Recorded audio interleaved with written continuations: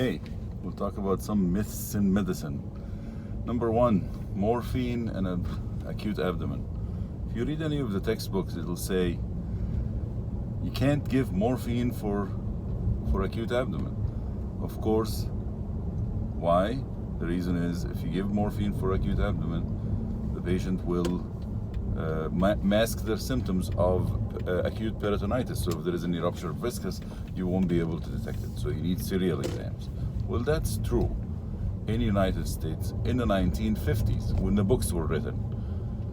It was also true in Egypt when I practiced in 1990s, where we did not have CAT scans. It wasn't, well, there was CAT scans, but it wasn't readily available. So somebody comes into the poor emergency room, you are depending on actual exam. You're depending on serial exams. So somebody comes in used to come in with upper abdominal pain.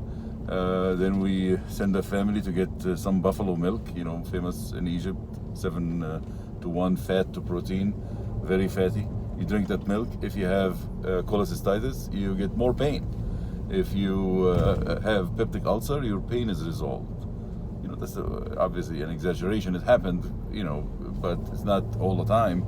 But that's the way medicine was being done. If somebody comes in, especially a woman that comes in with abdominal pain, lower abdominal pain, and we don't know if it's like a middle schmerz or their period or whatever. So what we do is that we keep them in the emergency room. Obviously, there's some slam dunk. You take them to the OR. Some of them are not. So you just keep them in the emergency room, and you keep doing serial exam. And when they become bored stiff, you know that their appendix had ruptured. Then you take them to the OR. It's a crude way.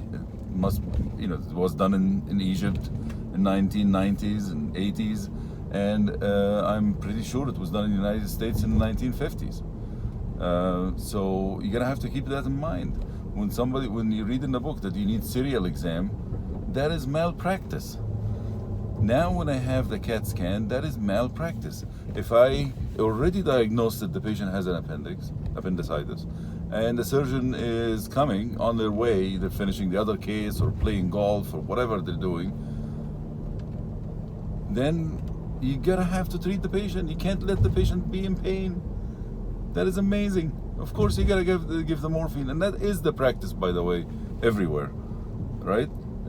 Nobody looks at those old textbooks that say you can't give morphine for acute abdomen, except every once in a while you see some idiot that cite a book like this.